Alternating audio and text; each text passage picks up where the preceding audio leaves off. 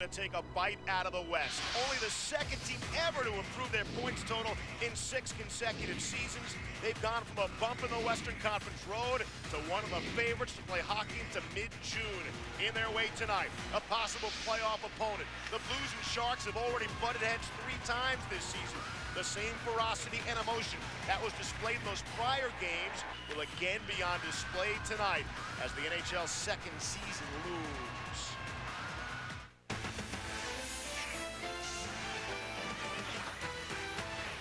It's a special Thursday night edition of Wednesday Night Hockey from the sold-out Savvis Center in St. Louis. 4th and final regular season meeting between the Sharks and the Blues. Hi, everybody, and good evening. I'm Steve Levy. Provided we don't have a tie, somebody's going to clinch something tonight. The Blues win, they'll clinch a playoff spot. The Sharks win, they'll clinch their first ever division title. Now, don't get too attached to these standings. They change constantly. Depending upon what happens tonight, the Blues could be in 4th or 7th in the West. Right now, Darren Pang, they come in the 6th spot in the West. And for all the talent they have on offense and defense, it's going to come down to the goaltending. Always does. I mean, especially this time of year. The goaltending in St. Louis, I mean, everybody has talked about it and it has been very magnified. Brent Johnson has been the #1 guy since the beginning of the year. 2 games ago against Colorado, he didn't play because of a bad hip flexor, but he bounced back with a good effort against Nashville. Johnson, the last 6 games, has been terrific on home ice, and he has started 9 of the last 10 games for the Blues. It's a great rivalry, these two squads. They've met in each of the last 2 postseasons and might just meet again come this postseason. Brent Johnson will go up against the captain of the Sharks. That's Owen Nolan. Last night, his first 2-goal game of the season, so he comes in red hot. Presented by Nextel. Just about set for the start. San Jose Sharks and the St. Louis Blues. And for tonight's starting lineups, we turn to the PA announcer, Tom Calhoun.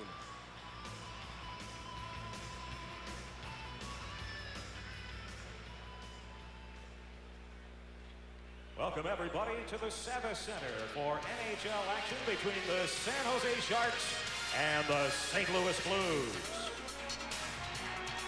And now, your starting lineups for tonight's game. First for the San Jose Sharks. Starting on defense, number 2, Mike Rathje. Also on defense, number 22, Scott Hannon. On left wing, number 9, Adam Graves.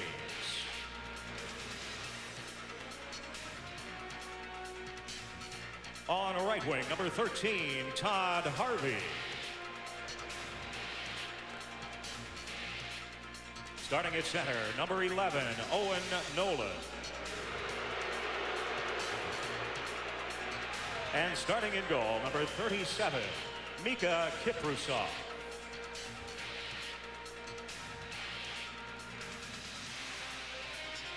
And now introducing your St. Louis Blues.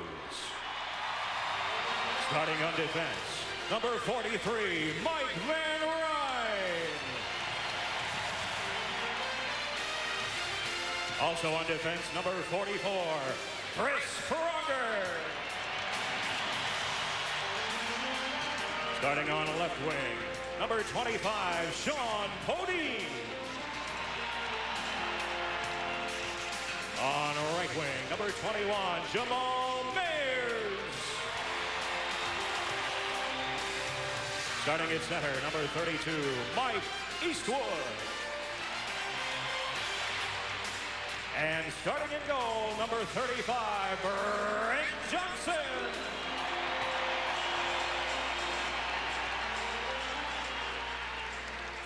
Brent Johnson has to be feeling the heat. There are your starters, 2 strong teams. The Blues have won 5 of their last 7. The Sharks have won 6 of their last 8. To the Savvis Center in St. Louis. Which is more complicated, Panger? The fact this is Wednesday night hockey, Thursday night edition, or the Western Conference standings? Well, you know how good Tricky my math is. Yeah. So I'll go with the Wednesday-Thursday thing. But Mika Kiprusov is going to get the nod in goal for Daryl Sutter's San Jose Sharks. He actually comes in here pretty solid in his last 4 appearances, going 2-0-1. And Evgeny Nabokov, who is their #1 guy, gets a rest. Nabokov's having another outstanding season. And he won last night 5-3 in Columbus, an important game. The San Jose Sharks will face young goaltender Brent Johnson, an original draft pick of the Colorado Avalanche, now making his mark as the main guy here in St. Louis. And clearly, this is a team that has had some situations. Freddie Brathwaite started the other night 2 games ago against Colorado, gave up a bad one, and then gave up another one, and that was the demise of Freddie for that game. Brent Johnson comes back with a good one in their last game. And we are underway from St. Louis. The referees Mark Fawcett and Dave Jackson. And here's Mike Eastwood off the break. Little drop for Jamal Mayers. Back behind the net, taken away nicely by Scott Hannon. Mike Rathje comes over to bump Eastwood. Adam Graves digging deep in his own end. Good hit by Mayers, put Hannon down to the ice. Turned over, kept inside the zone, and now finally Rathje. And the Sharks will slowly move it away. Out at center, Todd Harvey. Couldn't get it in deep inside the zone. Really a bad change by the Blues. Now Chris Pronger goes back for it. A delayed offside 40 seconds in. The linesman Brad Lazarowicz and Dan Shakty. Well, it's clearly one of the hottest players on the San Jose Sharks. We mentioned Owen Nolan in the open, but their centerman, Patrick Marleau, has been absolutely outstanding, taking away some of the pressure of Owen Nolan. And right now, Patrick Marleau is on the ice with Mike Ricci. Special as Scott Stevens, Martin Brodeur, and the New Jersey Devils. It'll be an important game for them. Travel to Washington to take on Jaromir Jagr and the Caps. Saturday night, 7 Eastern, right here on ESPN. Due to time constraints, we'll have more from St. Louis right after these messages. Out this line for St. Louis. The Blues come in, winners of 5 of their last 7 games. Now keep in mind, prior to that, the previous 22 games, they had just 7 victories. And that's when people started to doubt the St. Louis Blues. Off the face, Blues win it again. Van Ryn will shoot it around. Rathje gets over to it. That allows San Jose to come out. Shot from the angle. Sturm stopped. Stopped by Johnson at the far side. Turnover to Solani. Rips it, and it's blocked by Pronger. Will try to shake off the effects of that one. Hannon gets to it for the Sharks. Able to get it ahead to Ricci. Ricci out there with Solani and Sturm. They go D to D in the San Jose end. Here is Hannon. Scott Hannon will shoot in. Johnson will leave it there for Mark Bergevin. Good to see Bergevin back in the St. Louis lineup on a regular basis. He's played the last 5 games, 6 of the last 7. Back behind the net. Sharks able to get to it. Graves got just enough to get it out of the zone. Everybody talks about Mark Bergevin, the character. Mark Bergevin, the comedian, keeps things loose. Mark Bergevin just gave the puck up. Heads up. Here's Graves. Come on lately. Graves was hit hard. The crowd reacted. Centering feed. McInnes blocked that. Mayer's one of the big hitters for St. Louis, able to make that stop. And then the deflection home. I think Graves might have gotten a piece. Looked like he was tied up, but evidently not enough. And it's 1-0 San Jose. Oh, boy. Joel Quenneville looking around, wondering what the heck just happened there. It looked like they were in pretty decent control. McInnes, you got Jamal Mayers behind the net. Now McInnes had to go search for it. Owen Nolan just puts it on net. Was it the stick? It had to have been the stick of Adam Graves. See if it changed direction here. Well, it definitely did, because Johnson's leaning towards his left with his stick pushing out to the left side. The puck goes through your legs. So he obviously took it for granted that it wasn't going to be touched. He was going to punt it over to the left side. And instead, with one hand on his stick, Adam Graves tips it in. He was pretty well covered there. Podine had him in front. There was another defenseman there as well. Not low enough. Not enough to tie up the man. You got to tie up the stick as well. Absolutely you do. And at the same time, too, though, as a goaltender, you can't take that for granted. That's a battle area there, so you have to get down low and make sure you cover all the areas. I mean, when it's a shot from the outside, you can time it so that you kick your leg out the right way and have your stick on the ice. But in tight like that, you have to make sure you take away the bottom of the net. Here's Harvey. His pass off of Young. Stewart comes over to play it for the Sharks. And Johnson will leave it there for the defense. Here's Pronger now. Fake the long shot. Makes the pass onside of Young. Young tried to make the fancy move. Here's Ferraro, quick shot. And a glove save again by Kiprusoff. Might have been on the outside of the net. but he'll take the whistle. It's Graves is 17th from Nolan and Damphousse, even strength at 828. What a year by Adam Graves. I mean, what an acquisition that was when they got him from the New York Rangers. Yeah, they gave up a player, a body in return, a young player, Samuelson, but the New York Rangers ended up picking up his salary. I mean, the San Jose Sharks have made some real shrewd moves in terms of salary. I mean, you think of Teemu Selanne as well. The Anaheim Mighty Ducks picking up $3 million of Selanne's salary. So often when you look at the salaries, they're actually wrong. Now, there's $5 or $6 million that other teams are actually paying of the general salaries. That's pretty good. And besides that, what Adam Graves brings to the locker room, that's essential. Offside at the San Jose blue line. For Adam Graves, maybe an early birthday gift. He'll turn 34 years old tomorrow. As you mentioned, solid on the ice as he is off the ice and in the community. One of the real good guys in the NHL. It really is, and that's why the Sharks have made the drastic moves that they have made every single year. They're improvements because they've got their nucleus of players that they have, draft picks and kids that are developing, and then they add veteran players like Adam Graves. But you see in 95, 47 points, and then 62. Daryl Sutter took over 97, 98, and they went from 78 points to now 97 points. And that's a wonderful accomplishment by Dean Lombardi, Wayne Thomas, and obviously Daryl Sutter and the coaching staff. Only the Islanders have ever improved their points 6 straight seasons. Now by the San Jose Sharks, who got there by Richard Owen last night. Young had a chance in front, couldn't get it to go. I think he made a save with his left pad there, Kiprusoff did. He looked sharp early. Ferraro got the gloves up high on Stewart. Here's Ferraro working the puck, and Stewart works him over. Those two remain together. Now they're separated. Selanne deep in his own end. Can't clear. Kept in. Long shot. Stuck in traffic. Never made it through. Nearly bounced to Drake, who was all by himself. But Kiprusoff with a quick stick. And it's chopped out of the zone by Koroluk of San Jose. Midway point, period number 1. Special Thursday night edition of Wednesday Night Hockey presented by Nextel here on ESPN. The playoffs begin a week from tomorrow. Steal, turnover, chance, shot, score! It's Tyson Nash! What a move! And it's 1-1!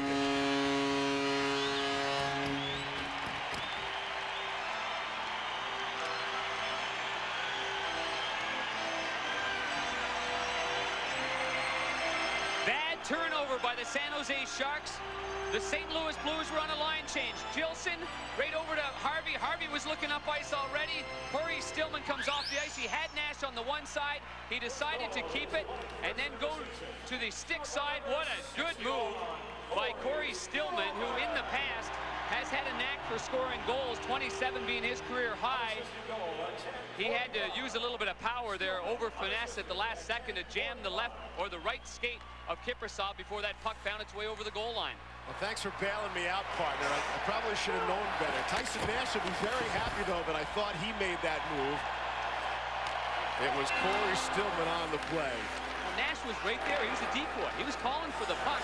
Please, did Nash even get an assist? No, of course not. On the turnover. It was a quick turnover. Stillman on the unassisted goal is 21st at 10:45. The 1-1 hockey game. Here's Stillman right back. Finds Nash now. He chips it deep inside the end. Good hit by Lowe. Someone's hurt. I think Reed Lowe is hurt. He went in the corner with Gary Suter. It's back out at center ice. We'll watch for that. What's going on there? Here's Gilson. He's tripped up in the San Jose end. Suter gets to it. Out ahead for Huck, could not hold the zone. Here's Mayers for the Blues, up for Eastwood. And Podine with it. A pair of 25s locked up. Podine and Damphousse. Mayers can't keep it inside the zone. Here's Mayers with a second crack across the red line. Shoot in, so there is no icing. Eastwood on the forecheck for the Blues. Gilson comes over to rub his man out.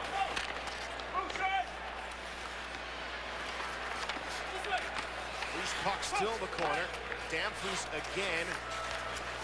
Working over Podine. Blues good puck possession. They're not moving to do anything with it. Good work for cycling down low. Good support with one another. Two men in down low, and then the third man comes up high. Shaw Sharks will get to it now with Nolan at center. They're onside, barely onside, but past the slot, just behind the intended target, Brad Stewart, who was sneaking in from his point position. Yeah, it was Stewart that you thought might have been offside. I thought so too. He jumped in there real quick, and I'm not sure if Nolan Solomon saw him on the right side. A pass intended for Ricci and could not connect. And icing is called. 6:56 to go. Pretty good first period. Losing Sharks are 1-1. Well, the Sharks give the puck up, and Cory Stillman makes a great play going against the grain. And the crowd has got her going now. Much pressure on him, but a lot of pressure on the Blues. I mean, they need 2 points to clinch a playoff spot. If they don't win tonight and don't get any help, then they have to count on getting a win out of their home and home against Detroit to close out the season. I realize they're meaningless games for the Red Wings, but still, wouldn't want to count on that either way. Well, because the Red Wings have to start turning it up at any point now, too. They played through a 3-3 draw last night against Chicago, but you have to have momentum going into the playoffs. You have to be all on the same page. So, clearly the Red Wings will be a tough test for them. And think about it, the Red Wings could also determine the St. Louis Blues' fate. I mean, if it's a situation where St. Louis loses both and doesn't get in, and Detroit, just, as a group, they say, St. Louis Blues are a tough team. Make sure we help that out. So, I mean, there's a lot of scenarios, and you just have to make sure you're ready and don't put yourself in that position if you're St. Louis. Sunday season finale, 4 o'clock Eastern start. You'll see it over on ESPN 2. Going to be there, Penny? Absolutely. 4. Yep. Keith Tkachuk. And a stop by Kiprusoff, and there is no rebound. I got more pools going on right now. My goodness. LA Dodgers Bonds Barry had the game-winning hit last night. Wasn't a home run, though. All that coming up on SportsCenter in-game, the Dodge intermission report. I know it's close to playoff hockey when the Green Jacket's about to be slipped on. Greatest time of the year for me. I learned something about the man. You don't get to keep the Green Jacket. You have to return them. You get to keep it for 1 year. I was shocked to find that out. We'll keep it in the closet? I don't know.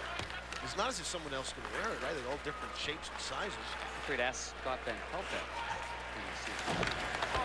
Nolan is checked hard. And the puck into the St. Louis end. Now Eastwood with speed. Mike Eastwood, little drop from Mayers. Backhand shot, Kiprusoff. Little left pad save and kicked to his own glove to make the stop. Well, the Cardinals are in the middle of a big homestand here in St. Louis. This is, of course, one of the great baseball towns in America. And tomorrow night, Friday night baseball from Busch Stadium, just down the road here. We'll see the Houston Astros take on J.D. Drew and the rest of the St. Louis Cardinals. 8 Eastern, 5 Pacific. Friday night, tomorrow night, right here on ESPN. All that noise outside of your hotel room, Bagger. That's coming from the baseball fans. I saw them piling in, piling out. Had a little afternoon action today. And here's Brad Stewart for the Sharks. It's a pretty good double dip if you're a sports fan in St. Louis. With Cardinals in the afternoon and the Blues at night. 4 minutes to play, period number 1. The Sharks and Blues even at a goal apiece. Stillman for St. Louis Braves for San Jose. Stillman came around the net on the breakout, and the defenseman didn't give him the puck, and so then there were no other options for him. But clearly the St. Louis Blues are going to receive some good news here. I spoke to Doug Waite on his way into the building, and he has been given medical clearance for the St. Louis Blues. He's had a nasty pelvic injury, and Doug Waite, when you look back at what happened, I mean, you'd think that this happens a lot in the game of hockey. It's the way he went into the boards here. He tried to give a little shake and bake, and the training staff, Ray Burley, was saying it's more like something you'd see in a car accident, where the pelvic area, everything kind of gets contorted and twisted up and crushed. And so for Joel Quenneville, his #1 centerman, although you can argue that by the time he left, I mean, Pavel Dimitrov has really done an really a terrific job as a centerman when he's a natural right winger. But Doug Waite will play on Saturday at home against the Detroit Red Wings, and he'll see how he feels after that. Set for an update. Let's go back to John. Thanks, Steve. Bruins, if they win this game, they win the Eastern Conference. They're in Ottawa. Roger Nielsen, head coach in this game for the Sens, 999th career head coaching game. That's Benoit Brunet's 100th NHL goal. 1-0 Sens in the second. All right, John, thank you. Coming up after hockey tonight at 11 Eastern, it's Sports Center. Dan Patrick and Rich Eisen, the Masters. You gotta love it. That gives me a hint. Gotta love it 3 times. Is that what you're trying to say? And we'll spotlight the early season surprises in Major League Baseball. Also ask the question, what's the toughest feat in all of sports? Had an interesting question last night on Sports Center. They asked Callus or Bunyan's feet? No, that's F-E-A-T. The biggest lock in sports. And the Lakers winning the title, won over the Red Wings winning the cup. And Tiger to win the Masters was also one of the cases. Here's Stewart back behind the net, wrapped around the boards. Solani is double teamed. There's Dimitra, hit hard by Stewart. Centering feed. Here's Tkachuk, quick shot. That was blocked by Ragnarsson. And the goaltender Kiprusoff will hang out into it, right side of his post. Good work. That's what the St. Louis Blues really have to do, is keep that puck down low. Really keep it simple. Get the puck down low, work it on the San Jose Sharks defenseman, and then try to get a man open. Here you see the top part of your screen. Keith Tkachuk got himself open. He's a left-hand shot. That puck was blocked. And that was Ragnarsson came out, the defenseman number 10, one of the really more underrated defensemen in the league. He made a good shot block with his left skate. Keith Tkachuk didn't get everything on that shot, but that's a good area to be in. On home ice, he has been absolutely dominant. 27 goals in the 35 games. Off the face-off. Another clean face-off win by the Blues. If that shot doesn't make it on goal. And it's cleared out to center by Patrick Marleau. You mentioned Doug Weight. This is interesting, Panger. How the Blues offense suffered without Doug Weight. Keep in mind he's missed 19 games. Waite's missed 19 games. He's still third leading scorer on the team. You'd think somebody would have passed him in the course of those 19 games. Pronger's soft shot is gobbled up by Kiprusoff. Well, I know that when you talk to the veteran players on this team, you talk to the Chris Prongers, you talk to the Doug Weights and the Keith Tkachuks, I mean, they're as disappointed as anybody, because when you don't have success in a consistent manner, you look to the veteran players. When you spend a lot of money and you're a team that's climbing, not just climbing to be a playoff team. The St. Louis Blues are climbing to be a Stanley Cup championship team for the first time ever. I mean, they've made the playoffs 22 straight years. That's wonderful and everything. And this will be the 23rd if they get in. But it's about winning the Stanley Cup. And so Doug Weight's a big part of that. And the good news is that the scan that he had on Tuesday revealed no internal bleeding. So that cleared him for the final medical burial. So that could be a start in the right direction. Where everything in the regular season, there's still a team that's over 90 points, but it could get them in the right area. Sturm backhander knocked down by McInnes. Puck still loose deep in the St. Louis end. Sharks have 4 shots on goal. The Blues have 8. Pretty much what you'd expect out of the Blues. They just do not allow shots on goal. Yeah, and you know what? They've got a team right now that doesn't have much jump. So it seems to me like San Jose's sort of getting their legs, kind of weathering the storm. They're playing a fairly conservative game, and I'm sure they'll pick things up in the second period. But come out over here after tied 1-1 against a desperate team. That's not a bad way to start on the road. Yeah, San Jose is the team that played last night, not St. Louis. It's Tyson Nash. Out ahead for Drake. He finds McInnes, and they're offside. The San Jose blue line. A minute 29 to play in the first. Well, I'm sure Daryl Sutter, the head coach of the San Jose Sharks, is happy to see that the St. Louis Blues have gone undisciplinedly offside 4 times in this period. But Daryl Sutter's accustomed to being at the top level. He has never missed the playoffs in his 16 NHL seasons as a player or a coach. And that's 8 as a player and 8 as a coach. And so that's including this year. And I had a chance to, I played with Daryl, and I know what he's like as a player and as a coach, and he's an intense guy that surrounded himself with good people, Steve, on the bench. He surrounded himself with Rick Preston, a former teammate in Chicago, and Lauren Mulliken, a former head coach of the Chicago Blackhawks. Sent in softly into the San Jose end. That wasn't soft, that was a couple of big hits. Drake made the big hit, but couldn't get the puck. Hamanov is caught deep. And it's a one-on-one. It's Solani now wait for some help. And that shot, Johnson could not hang on to it. Todd Harvey got the shot away.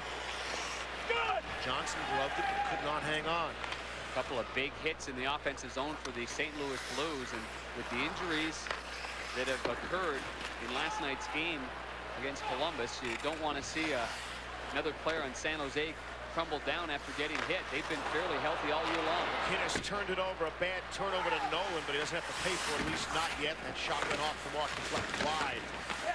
Here's Marlowe. A couple of Blues on him, including Al McInnes. Mayers lost his edge. That allows Graves a free lane. Tried to get it to Nolan. He's in his skates. Pronger up the near side. And here's Mayers. Trying to split them in the good. Banged down by Jeff Gilson. Good open ice hit by Gilson, standing up at the blue line. Drop pass. Suter, a rocket shot. Save the rebound. Stopped by Johnson as the horn sounds, ending the period. First time the San Jose Sharks had some sustained pressure. Both goaltenders fairly sharp, although Kiprusoff made the more saves. Couple of glove saves on Ray Ferraro in that first period. Adam Graves has the goal for San Jose. Cory Stillman has the goal for the Blues. And after 20 minutes of play on this special Thursday night edition of Wednesday Night Hockey,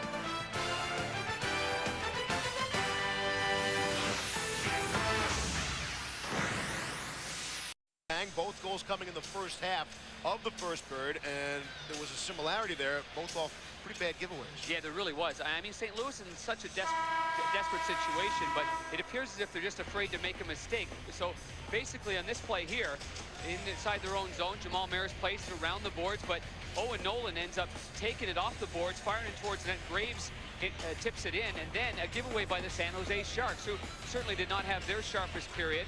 Cory Stillman, though, came in off the bench with speed, had Nash with him on the far side, used Nash as a decoy, and then went all alone and made a real nifty move on Mika Kiprusoff. I thought Nash was a great decoy, faking out a lot of people as we are underway in period number 2. The Sharks in the road teal, the Blues in the home whites. Something else St. Louis might want to work on, Panger, and they only have one chance to do it. Road record. Last year they were a dominant team in the league, had a losing record on the road. This season they're just 500 on the road. You'd expect them to be much better. Here's a chance. Young rips one. And off the target. Drake to keep it in deeper. Off for Ferraro. Rolls up on the far side. McInnes tried to dump it in deeper. It's picked off though by Hannon. Good hit by Drake, who was always among the bigger hitters for the Blues. Onside. Here's Ricci now. In front. Broken up by McInnes. It's Young back the other way. Off for Bergevin. He'll cross the line and shoot it. And Mika Kiprusoff getting the start tonight in place of Evgeny Nabokov. And he made the save without a problem there. Glanced off the sideboards. Would have been a nice play of work. Danfus couldn't get there. Van Ryn does for the Blues. Far side, Adam Graves, a goal scorer for the Sharks. Can't get to it. Pronger will sweep it around as the two captains got together behind the St. Louis net. Here's Mayers with speed. Couldn't beat Suter. Mayers will get another chance. Eastwood was hit pretty hard to the boards on the far side. Good battle in front of the net. Shot stopped. And the rebound loose to Eastwood, who wins the battle against Graves. Long shot from the point is stopped by Kiprusoff. Loose puck, and it's in, but it won't count. They're going to say the whistle had blown despite Sean Podine's argument. And the fans got on their feet quickly, didn't hear the whistle, and then saw the referee point toward the face-off circle. And it was a quick one, giving the goaltender the benefit of the doubt. Once the referee loses sight of it, that's their job to call it down. And a good little play here by the energy line here of the St. Louis Blues. Good shot originally, rebound there, and then Mike Eastwood does a nice job of getting inside position on Adam Graves. That gets a shot from the point. Good save with the left toe, although that was going wide, and that's where the referee blew it down before Podine could take the puck on his backhand, and the whistle clearly goes, and then he fires it in there. None of the San Jose Sharks were even trying at that point. Good backhand nonetheless by Sean Podine, and he's been added to this line. It's been a good one, really. Mike Eastwood has really been coming on since the Olympic break, and Jamal Mayers is a natural winger. He was playing center before. It's just not his natural position. He's a winger that gets in and crashes and bang. He's got great speed, so that line has been an effective line for Joel Quenneville's club. Podine, though, struggling in the goal-scoring department. No goals in his last 15. His last goal came against his former mates, Colorado, back on March the 11th. That puck went through the crease. Here's Solani back the other way. Drop pass. McInnes got a stick on it, couldn't clear. Stewart's shot missed the mark. On the far side, Marcus Ragnarsson will get to it. Shot is blocked, and it's cleared out to center, and Stewart will jump on it. We were talking pregame about how good the San Jose defense is. You look at some of the names. Keep in mind they're missing Brian Marchment tonight. Yep, Brian Marchment injured when he went into the boards when the door was open. Oh, it's good!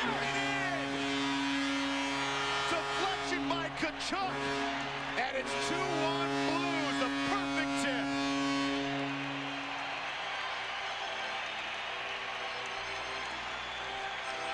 Putting the puck on nets, never a bad thing. And we've seen 2 goals here. One by the Sharks putting the puck on net and then being redirected in front. This one here by the St. Louis Blues after Kiprusoff hesitates and then plays it. It hops over the stick of the defenseman Ragnarsson, and the forward Keith Tkachuk from our Southwest Airlines. Tkachuk goes in and puts pressure. Watch Tkachuk now in front of the net. It's a redirection, and it barely goes between the legs of Kiprusoff, the same way that the Adam Graves one went through the legs of Brent Johnson. His 38th goal of the season for Keith Tkachuk.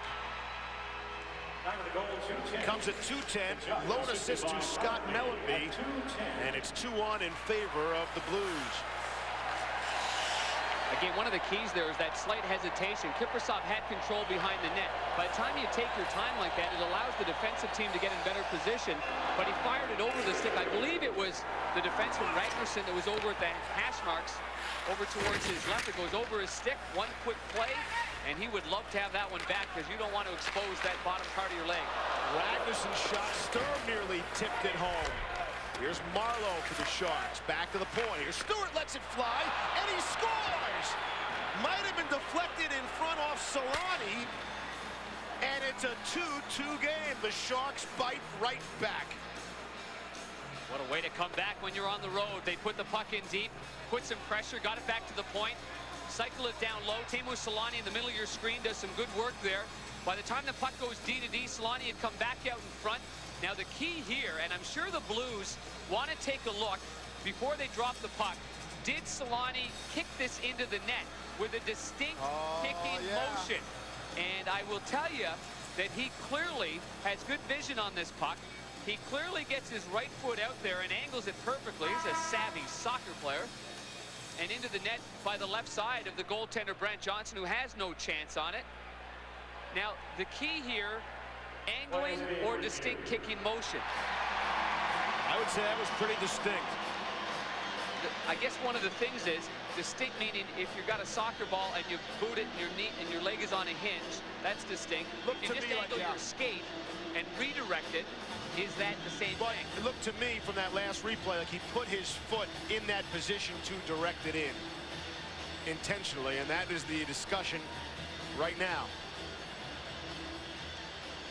It's interesting to know there is no NHL supervisor at this game in particular. The video goal judge is Jim Kem. I find these are always very difficult. I think he moves his foot. To the naked eye, clearly Solani knows what he's doing, and he does clearly turn his skate and redirect it with his skate. And when you look at the the rule book and the reason for video goal judge, Rule 93D is puck directed into the net by a hand or a foot, and that was directed into the net. So they are going to take a look at that, and immediately the officials went to the timekeeper's box to talk about upstairs. They just needed some help. It happened so quickly, and with the rules put into legislation a couple of years ago about the distinct kicking motion, we had to define what exactly it was. 10 years ago that was clearly not a goal, and then they changed it, say, you know what, what's wrong with that? I mean, you're around the net and a guy angles his skate blade, well, why not count it? And so they often use the reference was your foot on a hinge, that booting motion. So I mean, if I'm a goalie and I'm in the net when I'm playing, that's in the old original 21 team league, I'm arguing like crazy because that's not a goal. You can't do that. It has changed somewhat, and I agreed with the change, to be quite honest with you. It's an interesting discussion. There are some out there who say, regardless of what you do, if it goes in the net, it should count as a goal. But the upside there is more goals, no stoppages like this, no reviews. I guess the downside is you could injure a player too while attempting to kick the That's why they use that distinct kicking motion where you're actually booting it and your skate's leaving the ice and you're making a kick like a soccer motion. But the other thing too is all veteran savvy defensemen hold your stick. As discreet as it may be, they hold your stick. There's no way to get your stick on the ice half the time. And so, I mean, Daryl Sutter, while he was playing, I mean, try to get your stick on the ice. He's looking around like, just give us an answer here. Let's get things going. We've taken all the momentum away from this hockey game. But you know, they got hold of your stick. They're grabbing you around, and the player has no chance of deflecting anyway. So why not be able to use your skate blade to redirect it into the net? As long as, like you say, you're not putting anybody in harm's way by kicking. I would think that this, you know what, people are going to disagree with me, but the way the rules have been set up and the way it's changed, I just think that this is a goal. I call this a redirection.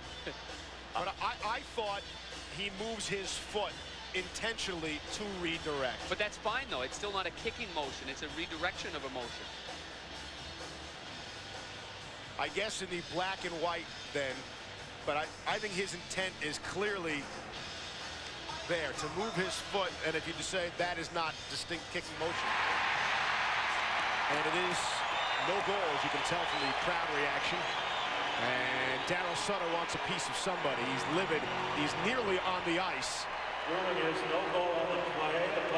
This will get the attention of the San Jose Sharks, though. They've needed a fire. They thought they came back after doing some good work down low and working the puck low and then getting it to the points and then getting it on net and scoring a goal, taking away the momentum that the Blues had. The Sharks haven't played intense hockey in this game. There you see the referee trying to explain it. I don't know. I mean, they went upstairs and they decided that. That's just the way it is. They saw it every which way but Friday. and I agree with Daryl, though. And I only say that because of what I've seen and the way that it's been described as that kicking motion. But clearly they saw that he did more like you saw, so you should be an official. Yeah. You should be up ice, upstairs, looking at that. You did a fine job. You passed. I got enough problems with my eyesight. Good right where I am. Sit next to you, brother. Inside the San Jose zone and then punched right back out. Here's Prager across the red line. We'll shoot it in. It would have been 41 seconds after the Blues had taken the lead. Mayer's big hit on Suter.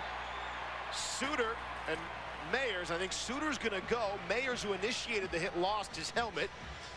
And it will be a St. Louis power play. But first, here's John Butchergross. John. Thanks, Steve. Live and kicking in Ottawa, the Senators home to the Bruins. Radically bonked. Wraparound goal, the Sens, 5th in the Eastern Conference, lead 2-0 after 40. Meanwhile, the Islanders are 7th, but a win gets them to 6th. And if they win and the Sens lose, they'll be 5th.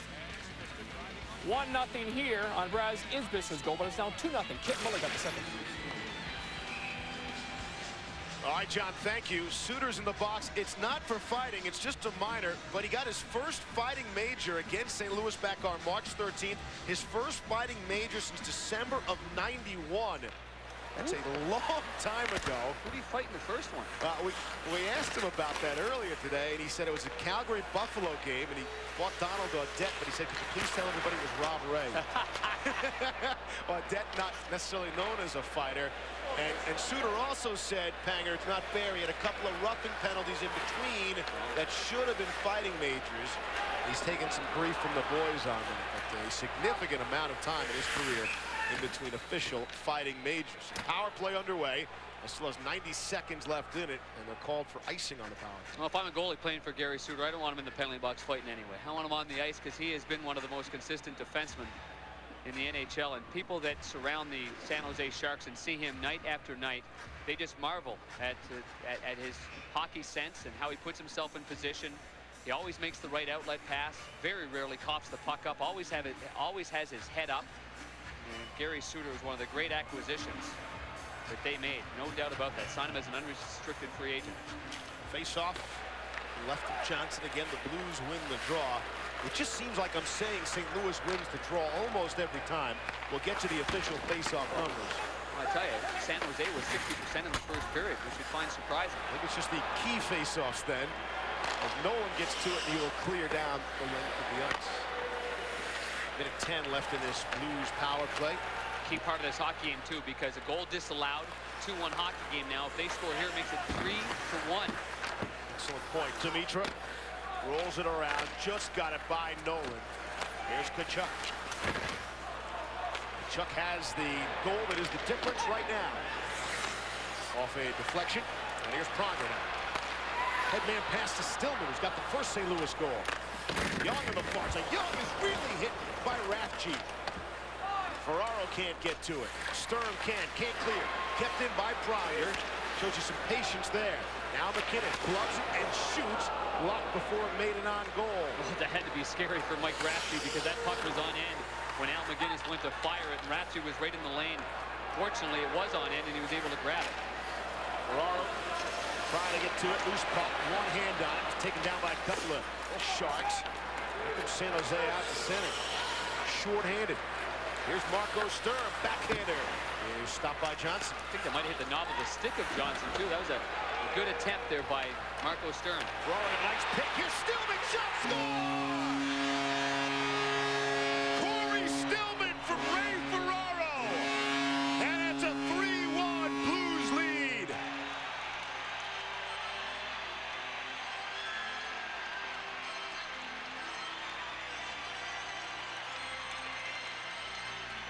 Power play goal by the St. Louis Blues after Marco Sturm of the Sharks. His backhand attempt, you see the defenseman number 2, Rafsky. He got caught up deep. Little pick there by Drake on Danfus. And what a pass by Ray Ferraro right over to Cory Stillman. Ray Ferraro with a nifty little heel-to-toe backhander. Flat on the ice. Stillman has it with momentum.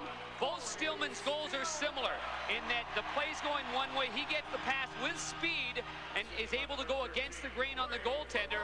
So far in this game, Stillman has deked Kiprusoff once to the glove and once to the stick. It's a shifty night for Cory Stillman.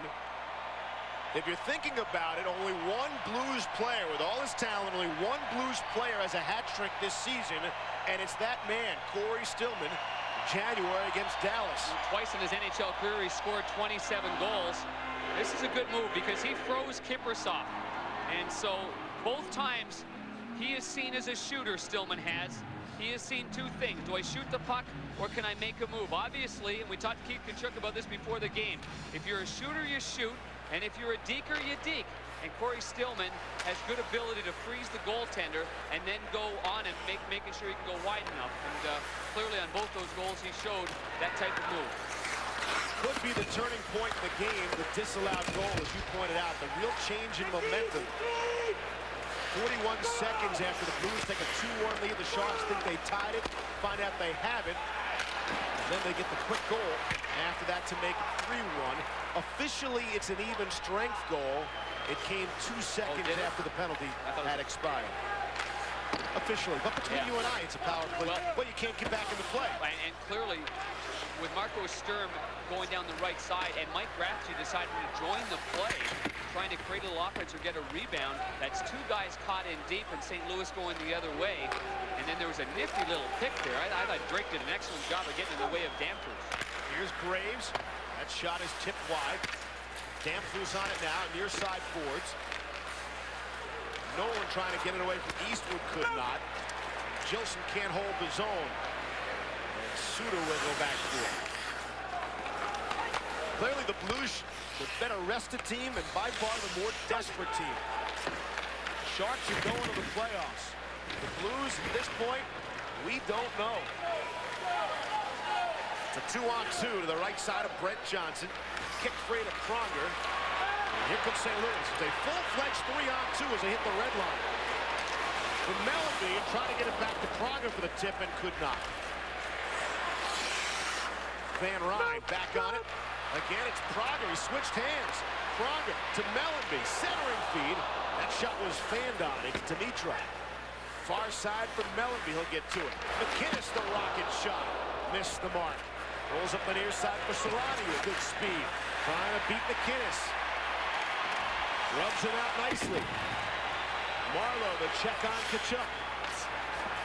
And Dimitra, the pace of this baby starts to pick up. The far side, Melody. Here's Tkachuk's got a step.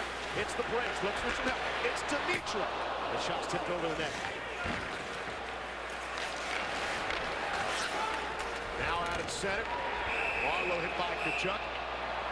We get a whistle, and a penalty is going to come up. Looks like it's going to be interference against the Blues. Cory Stillman's kind of night so far. My National Hockey Night crew with you.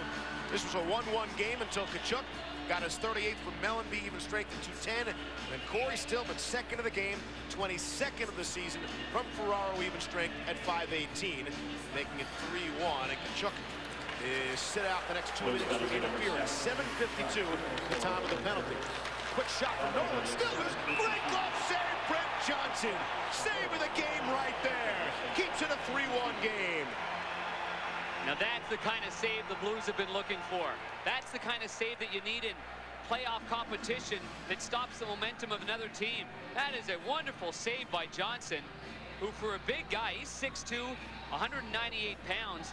He has shown flashes of brilliance with his glove all year long. It's a wide open net for Owen Nolan. He thought he had something there. I mean, he thought he had an open net, and he did.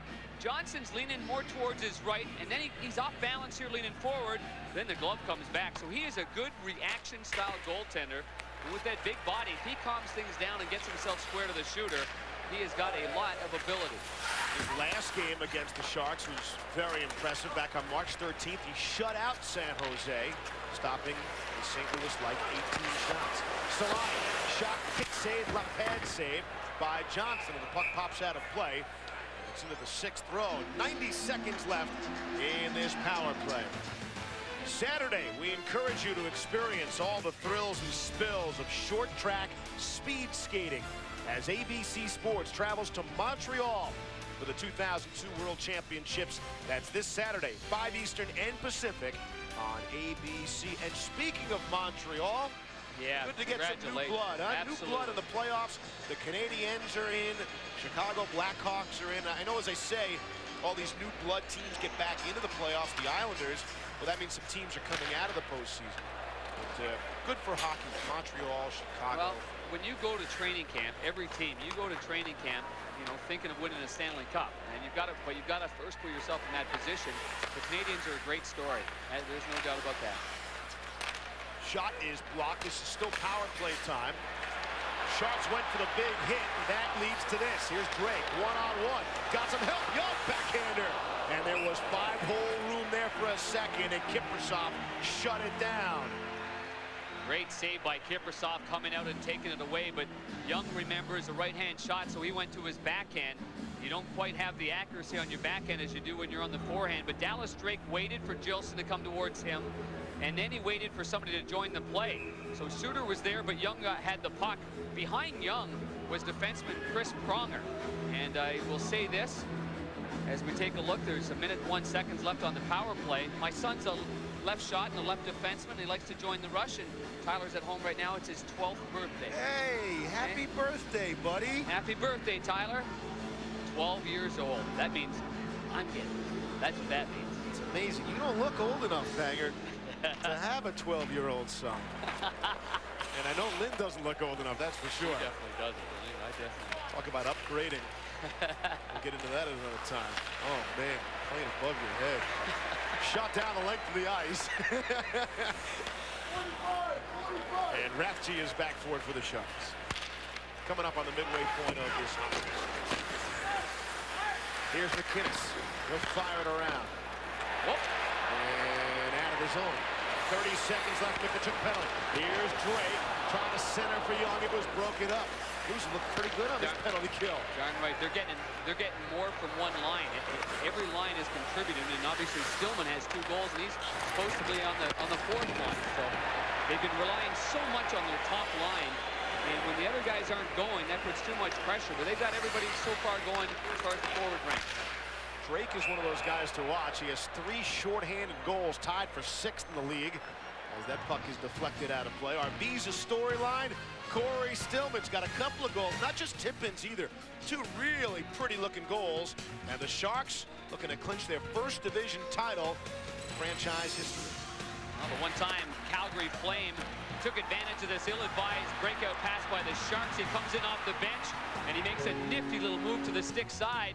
Then Ray Ferraro with a terrific backhand pass right on the tape. Stillman goes to the backhand this time to the glove side. So he's changed it up And I'm sure if Kiprusoff sees him the next time, he's going to be wondering which way to go. So you know what you do then? You fire right between the legs. Hey, not because he's our old colleague, but let's make more of that pass. That was a brilliant pass by Ferraro. Well, Ferraro's really First played on the backhand, right. and then it was flat, as you point out. Yeah, that's hard to do. That's right. Well, Ray doesn't use much of a curve on his stick, and he's able to get that pass flat like most guys do on the forehand. So terrific play by the veteran Ferraro. He knows it's playoff time, right around the corner. Absolutely. Centering feed. Oh, that shot just goes wide. If Ray and the Blues go to the postseason for Ferraro, it'll only be his second postseason appearance since 93-94. Last one was 97-98 against the Blues when he was a member of the Los Angeles Kings. That's a lot of watching hockey on ESPN and ESPN2 that you're not participating in. The playoffs start a week from yesterday. You ready? It is just around the corner. Here's Bergevin. Quick shot blocked. Nolan kicked it ahead, but McInnes is back for it. That's what we wait for, too. That's what we wait for. Long year. Playoffs are what it's all about. Players don't get paid the postseason. We get paid. Yeah, check the fine print on that play. It's a little late to ask, huh? Players are playing for something else in the postseason. Shiny trophy. Best trophy in all of sports. Johnson will leave it there. Defense wraps it around. Here's Tkachuk now. It's a 3-on-2. He's got Demetrius, a talented people. And Melody winds up. And the glove saved by Kiprusoff keeps it a 3-1 St. Louis lead. In the Eastern Conference, he'll be in Washington to take on the Capitals. 7 Eastern, 4 Pacific. Saturday night here on ESPN. Here's the remaining games from teams 5 to 8. Ottawa's got Boston, Toronto, pretty tough. New Jersey, Montreal, Washington. Islanders, Nashville, Tampa Bay, and Philadelphia. Montreal at New Jersey and against Buffalo. You know, I'll tell you, despite the fact we put that up, remaining schedules and remaining opponents, to me, seems worthless lately. Doesn't it seem like Florida and Tampa and Anaheim are playing great hockey down the stretch? I mean, Anaheim single-handedly, if Dallas wants to look at one of the reasons they won't be in the playoffs, likely, they can look to a couple of games against the mighty Ducks down the stretch. I think it's a real credit to those organizations. There are others out there. Like Nashville played these Blues very tough the other night, but they have not quit. There are no easy opponents anymore. None of those games you can just count on, hey, that's a win, that's a win, that's a loss. Can't play that game in the NHL anymore. A lot of individuals respond better when there's no pressure on them. And so they come in, they're very loose, and so you end up playing better. But good teams don't take anyone for granted. Good teams prepare with respect. And if you don't respect your opponent, you're not going to fare out very well. But I mean, there still are advantages. If you're playing a team that's, that's just demoralized, I mean, you should be able to go in that building and pound them and give you no reason to even want to come back. Like the Leafs and Rangers last night? Well, that's exactly it. 7-2 Toronto in Madison Square Garden. The young goaltender, Dan Blackman, exposed to that this late in the year. Good contact there, Ragusin and Nash. Here's Solani. Will it be a 2-on-1? He's got Marlowe with him. And a good defensive play by Bergevin. Took away everything. I think he took the pass and the shot away. Low tumbles down to the ice. Here's Solani. This has got to be a mismatch as to who's on the ice for San Jose and who's on the ice for St. Louis. And a penalty coming up as the Blues are caught running around. Solani with a good chance. 2-on-1 break, and the veteran blocks it. ESPN2. You're watching a special edition of ESPN's Wednesday Night Hockey. The San Jose Sharks taking on the Blues from the Savvis Center here in St. Louis. Don't forget, Saturday night, it's another Wednesday Night Hockey special at Scott Stevens, Martin Brodeur, and the New Jersey Devils. It'll be an important game for them. Travel to Washington to take on Jaromir Jagr and the Caps. Saturday night, 7 Eastern, right here on ESPN. Due to time constraints, we'll have more from St. Louis right after these messages. McInnes penalty. I should say, see where Solani is lined up on that faceoff. He's way at the far boards on the right side. And Pronger keeping a close eye on Solani. Young will just clear it down the length of the ice. Kiprusoff will leave it there. Out ahead. Here come the Sharks now with Solani. Thought he had a goal earlier in the game. Was disallowed. And here's Rathje.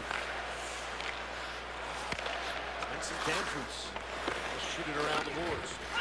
Right by Johnson and clear. Yeah, you can see they're a tired team, the San Jose Sharks. They're not regrouping as a team and coming back into the offensive zone. By the time Danfus dumps that puck in, and that's fine if the goaltender can't handle the puck, but Johnson's pretty good at handling the puck. You dump it in, everybody's standing still at the blue line. It's an easy play for the defensive team. Magnuson's shot caught the glass. Nolan behind the net, bumped by Pronger. Goes back for Rafter, lets it go. Tipped by the defense by Finley. And the Blues get to it. And it's cleared by Eastwood. Here's Podine on the forecheck. Kiprusoff. Magnuson will reverse the flow. He's hit by Podine. Comes up the near side. The Sharks will come out once again. 8 seconds left on the McInnes penalty. Shot around the board by Marleau. Far side reaching. Gives it back to Marleau. In escape. Checked by Bergevin. Drake gets to it. Hits McInnes out of the box. Didn't see he had Young with him. Shoot it softly, and they'll go for wholesale changes for the penalty kill by the Blues.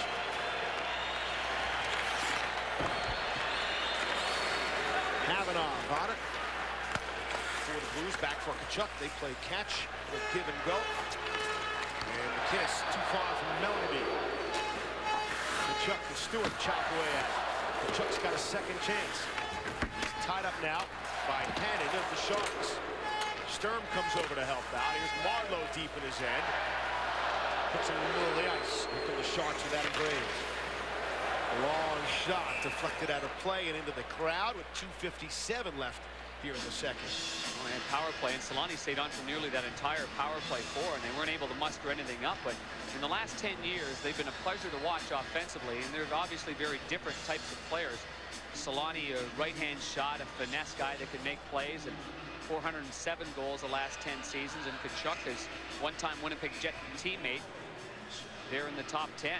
So Tkachuk's a powerful guy, drives hard to the net, really pushes the defenseman back in a different sort of way. Teemu Selanne does the same thing with his speed. And it's been a different transition for Teemu Selanne here in the San Jose Shark in that uni, and he's going to be unrestricted.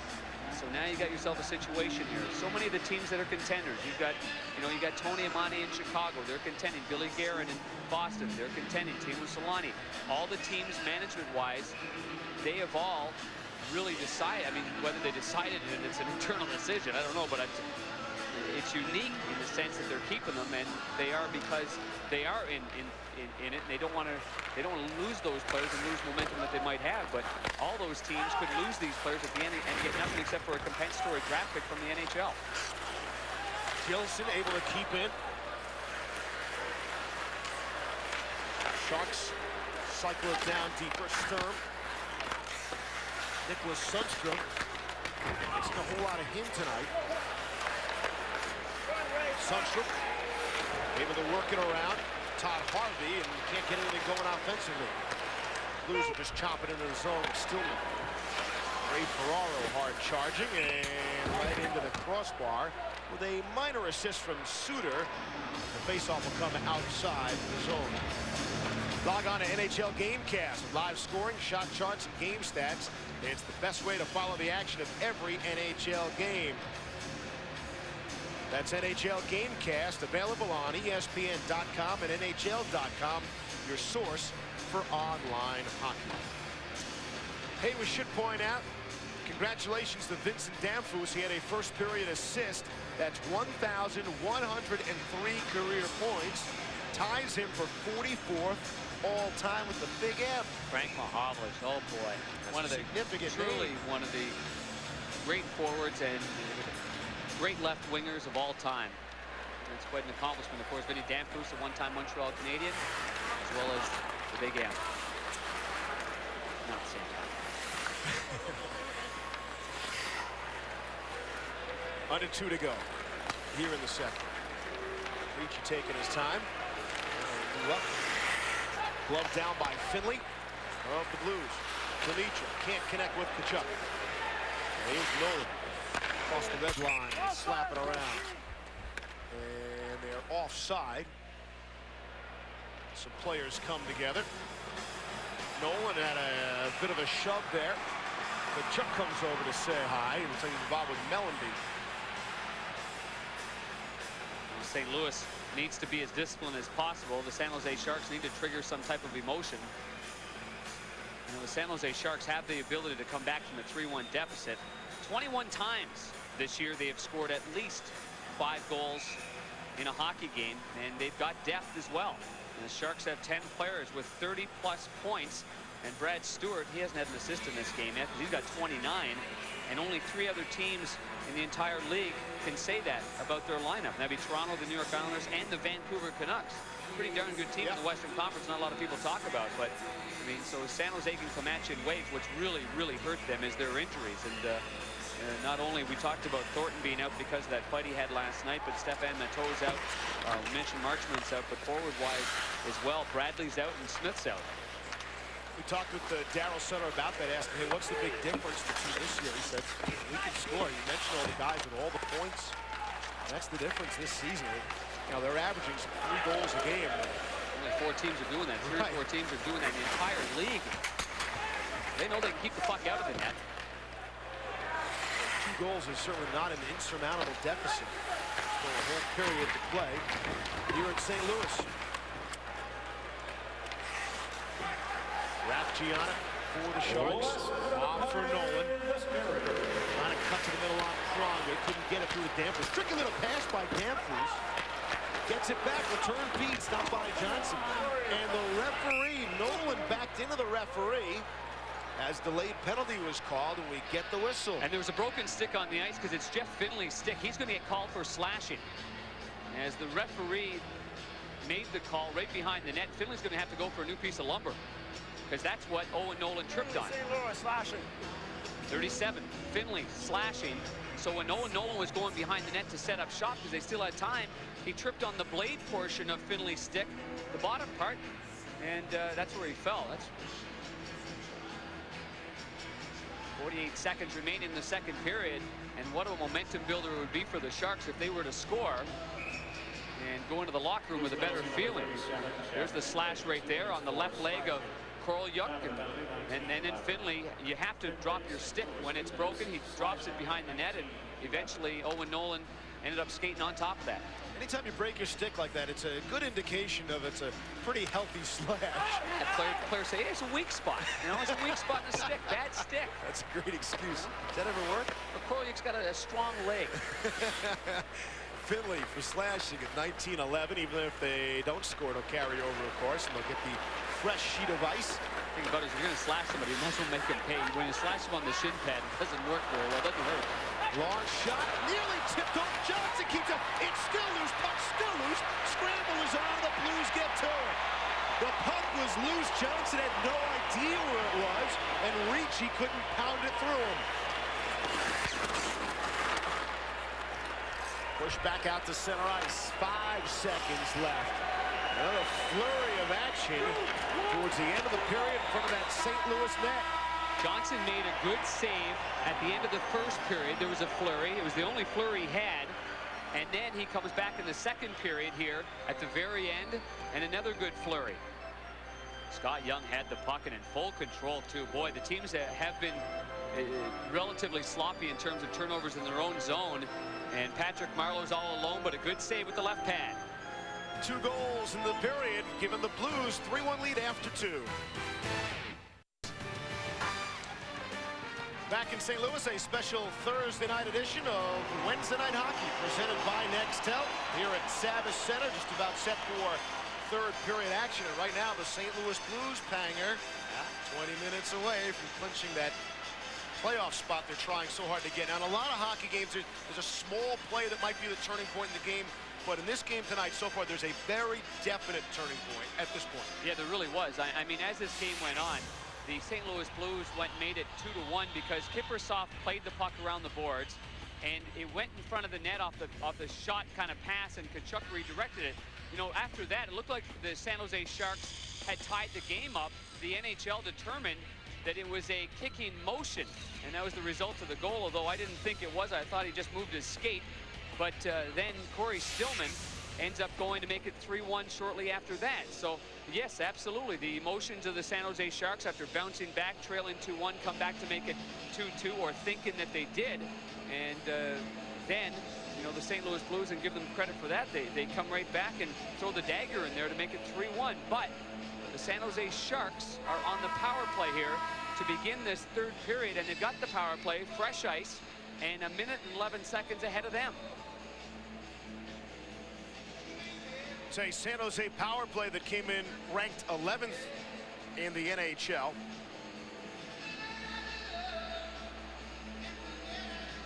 And look to get something going here in the third period when they have been amongst the best teams in the final period. Plus 26 goals, 4 goals against differential. That's strong. Off the draw, Prager will wire it in. The Blues in the home white, and the Sharks in the visiting tier. St. Louis wins, they clinch a playoff spot. The Sharks win, they clinch their first ever division title. And San Jose will look to now move it ahead. 50 seconds remaining on the penalty to Jeff Finley. Came at 19-11 for slashing. Pretty good slash, broke the stick on the play. Nolan winds up. 2 Blues diving in front of the puck and missed the mark. Dump deep in the corner. Solani is in front of the net, battling with Pronger. Here's Nolan, back for Suter. Nolan gets it back, now the return feed. Down low, Solani couldn't get to it. Danfus in a race for it. Drake beats him to it. There's Eastwood for the Blues, and he's able to clear. Shots are 17-15 in favor of St. Louis. Oh, Nolan had a pretty good chance, but when there's a player down going to block the shot, you have to get it up. You sometimes lose the accuracy of it, and he shot it wide. Ricci's shot went wide. Speaking of wide shots, and a whistle as the net was knocked off. 3 seconds left on the Finley penalty. Well, you mentioned the standings. You mentioned what it means. I think we should take just yet another look at the Western Conference standings. You really can't show it enough, and there's a huge game tonight, too. Vancouver is on tap there tonight as well. And you've got it right here. So San Jose right now, 97. They win, they get to 99 points. I mean, St. Louis at 92. They jump to 94. If they win this game, they jump to 94 and tie the Blackhawks for 4th. And because they would have more wins. Yes, they would have 41 wins. The idle Chicago Blackhawks would just have 40. Right. Now, however, St. Louis doesn't win. Keep this up as long as we can, guys. Vancouver, let's say Vancouver wins tonight. Yep, that'd be 92. They would jump to 92, and they would have 1 more win. So they would be in the 6th spot. And that would bump everybody down. Oh, St. Louis to 7 and Phoenix to 8. And don't count out the Oilers last night. Oh, what a goal by Mike Comrie. Oh, big, what a toe drag. That was an unbelievable by Comrie. He has got some hands. No, that's, as Daryl Sutter told us before, 2 really good teams in the Western Conference are not going to make the playoffs. The standard has been set in the Western Conference, and it is high. And so if you're going to get it, if you think you're going to compete for the Stanley Cup, you got to get in the race. Right. Commitment. Differences in the East. We know the 8 teams that would go. The order is not necessarily set, although the top 4 are pretty well set. But we still a lot of matchups still to be determined. Sweeping shot from Ricci was stopped by Johnson. Back to the point, through traffic, never made it on goal. Ricci will get another crack. Penalty is over. We're at 5 aside. Saunders trying to get to it. Tkachuk, soft pass through his legs, has Mellenby clear at center. And he'll dump in. Demetrius chasing hand and foot. They go hard to the glass. And it's Nicholas Sundstrom able to come up with it for San Jose. Back to the Blues blue line. Kavanaugh for St. Louis. Sees he has some real estate in front of him, and will move in and backhand it in deeper. Mika Kiprusoff will lead there. Off a skate, picked off, quick shot, stopped by Kiprusoff as Dallas Drake let it go. How many times have we seen that from the San Jose Sharks in their own zone, and they just cough the puck up, and they've allowed the St. Louis Blues, to come right at them. The Sharks at this point, Mike Ricci had a good play in the offensive zone. He was on his knees, and he went around the corner, tried to put it on net, and he ended up getting a kind of a weak attempt on the goaltender Brent Johnson, who made it save. But if you're the San Jose Sharks and you're Daryl Sutter, telling the fellas, get that puck on net. I mean, put it on net, do whatever you can. Just let's put some pressure. Let's cause them to spin around a little bit. But instead, the Sharks have had a difficult time making the right play out of their own zone. They keep coughing up and giving St. Louis the opportunity to get good scoring chances. Back behind the net. Solani turns it over to Young. Young, red, score! Deflected in front, might have been Ferraro. Either way, it's 4-1 St. Louis. Our fine National Hockey Night crew back on tap in St. Louis. Pronger doesn't like that. He got his stick slashed from out of his hand, so he comes over to Adam Graves and just caught him completely off guard. Got the blood boiling there, but I got to tell you, Chris, all the player did was just knock your stick out of your hands like that. Something that players do all the time. Chris never done that. I was looking at his reaction. I'm thinking, well, you tapped your stick on it, but the fact is, he was mad, and he really got this crowd going too with a hit. And Adam Graves went right over him. He really caught Adam completely off guard. The penalty was on Ragnarsson for holding at 10-06. Yeah, right after that. It's the third power play of the night for the Blues. And they are 0 for 2, but they scored that one by Stillman. It was just at the very end. It was 2 seconds that it would come back on the ice, so he wasn't yet able to join the play, but it's not a power play goal either. Here's Danfus. He'll get to it and clear. Johnson will sweep it aside for McInnes. Smart play by McInnes, because he knows that Johnson's good at handling the puck, so he just let it come to him. Instead of trying to fiddle with the puck at the last minute, maybe deflecting into the net, he let Johnson have it so Johnson can play it back to him. Here's Tkachuk. Good contact there in the corner. Pair of players go down. We get the whistle. And set for an update. As to elsewhere, here's John Butchergrass. 1-800-COLLECT, great save of the night.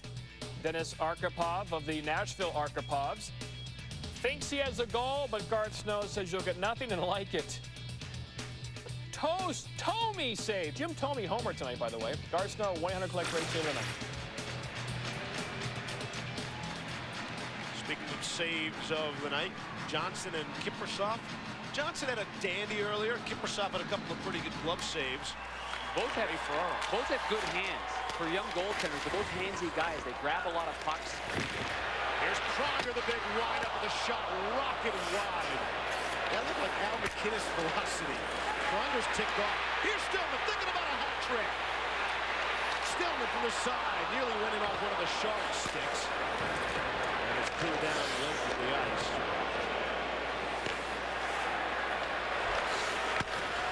Off of Young and into the crowd. We saw that Nashville highlight. What you think about Scott Hartnell the other night here? Lead low of the Blues, rubbed him out where the glass meets the bench. Another serious injury. Barry Trotson was saying what a cheap shot that was. Evidently, Hartnell's going to be okay. Wednesday night hockey, it's special on Saturday night. Very important game to the New Jersey Devils in terms of seeding. They'll be in Washington to take on the Caps. 7 Eastern, 4 Pacific, Saturday night right here on ESPN. And the Blues fans thinking about the playoffs. Got the happy feet going, huh? Happy feet, happy hands. Cory Stillman, he's showing some calmness with the puck. And you might want to just shoot that one next time. These are creative players waiting for something. He was trying to set up his line mate on the far side. Stillman had a good chance just to let that thing rip right in the middle of the slot. Worked along the wall, and it's cleared out. Just too far for Nicholas Sundstrom. Ragnarsson tried to backhand it, went off the skate. Blues take a turnover at center. Here's Tkachuk, somehow onside. Dimitra trying to squeeze through. Did not. Ricci will go cross ice. Solani trying to play it off the skate. Bergevin will push it back behind the net for Pronger. He's hit hard. Puck out to center ice for Dimitra. Cannon on it there. Pronger will get to it. Solani and Pronger.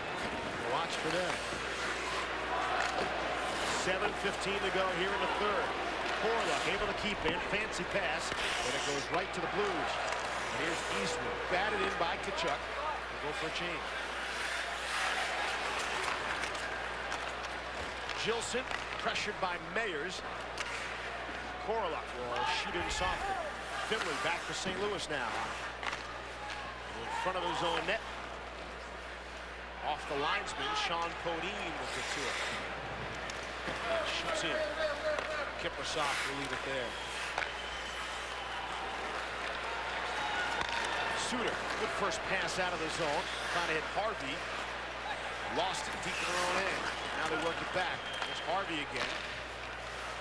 And across the line, Sundstrom for Harvey. The top hitter among forwards.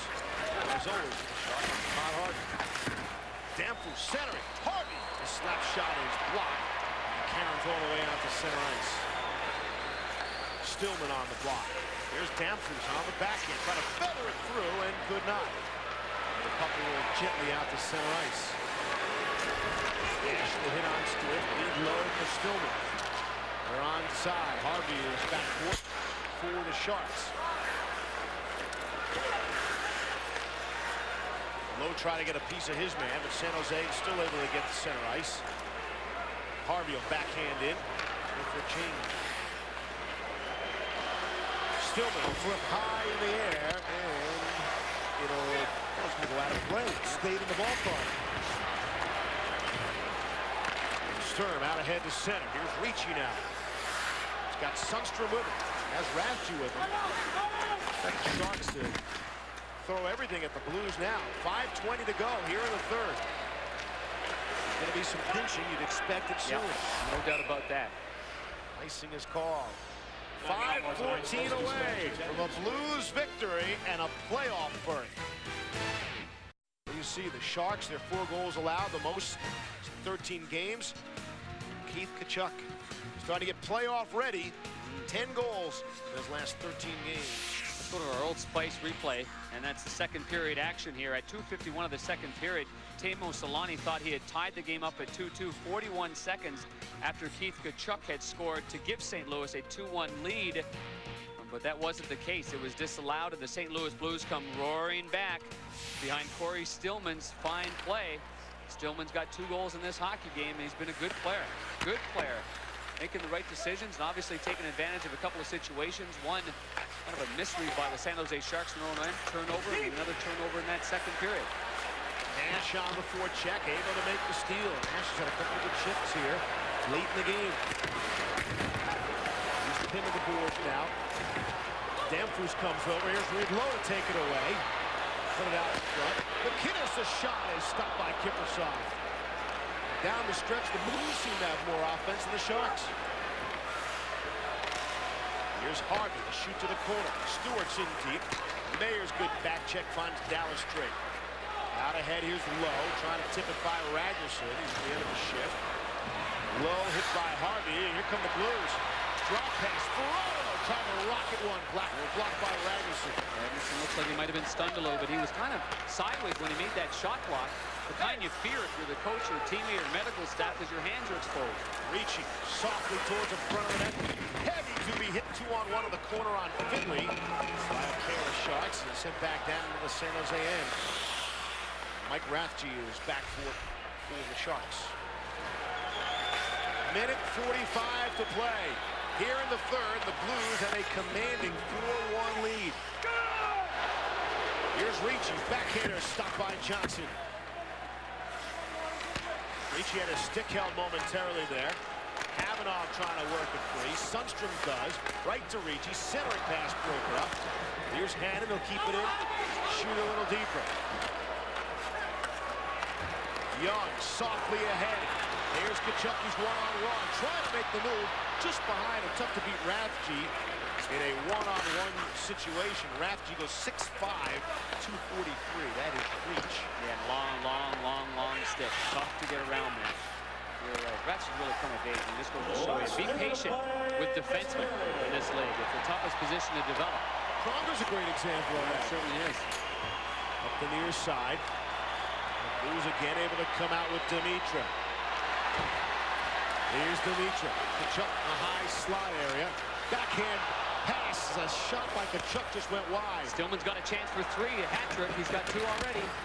Centering feed through everybody, and it's Marleau. Looks like his 6-game goal scoring streak will come to an end. Patrick Marleau, unless he finds himself 3 here. Here's Suter coming late. He's in deep. Centering feed. Selanne couldn't get a stick on it. Marleau is hanging around the front of the net.